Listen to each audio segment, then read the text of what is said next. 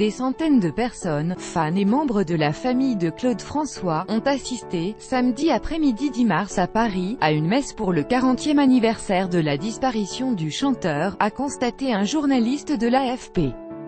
Claude François Jr., l'un des deux fils du chanteur, leur mère Isabelle Forêt, des Claudettes et d'anciens collaborateurs dont sa parolière historique Véline Buggy, Belle, si j'avais un marteau, ont assisté à l'office religieux organisé par le fan club de l'artiste en l'église d'Auteuil, où s'étaient déroulées les obsèques de Claude François mort électrocuté le 11 mars 1978. L'office religieux a été célébré par l'aumônier des artistes, le père Luc Redel. Un portrait en noir et blanc de Claude François, les yeux fermés, avait été installé sur un chevalet au pied de l'autel. Cette postérité 40 ans après me surprend, Claude François a pris une place dans le cœur des fans.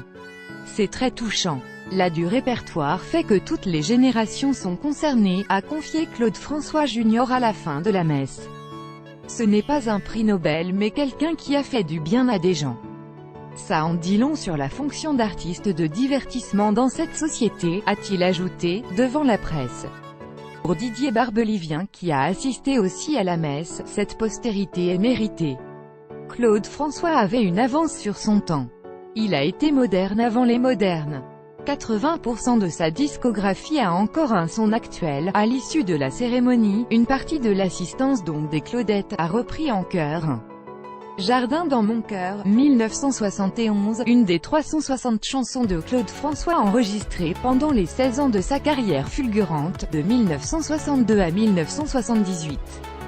L'assistance a ensuite longuement applaudi dans l'église la mémoire du chanteur, selon une tradition réservée aux artistes. Les fans se sont donné rendez-vous dimanche, jour anniversaire du décès de Claude François, sur sa tombe au cimetière de Danemois, Yvelines. En outre, son ancienne propriété transformée en musée, proposera un spectacle avec le sosie officiel du chanteur, Franck Doria. Cet anniversaire survient peu après les révélations de sa fille cachée, Julie Boquet, qui ont attiré beaucoup l'attention des médias et du public. Cette dernière n'était manifestement pas présente lors de cet hommage.